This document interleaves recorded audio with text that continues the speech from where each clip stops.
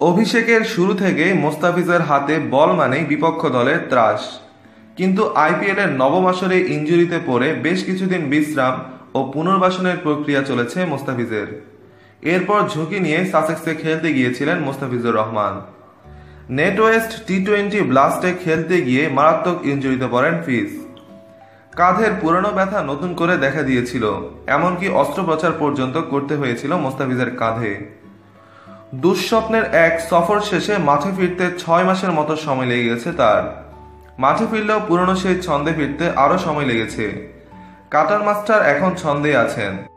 Champions ট্রফির উদ্বোধনী match মাঠে গড়ানোর আগে মোস্তাফিজকে নিয়ে তাই ইংল্যান্ডকে সতর্ক করলেন সাসেক্স।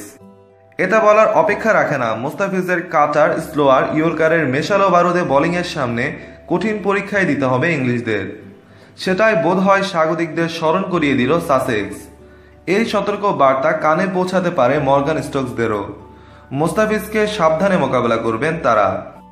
বুধবার সাসেক্স তাদের অফিসিয়াল ফেসবুক পেজে লিখেছে, আইসিসি চ্যাম্পিয়ন্স ট্রফি শুরু আগামীকাল।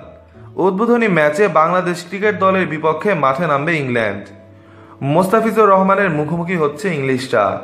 মোস্তাফিজ বল হাতে তাস ছড়াতে পারে।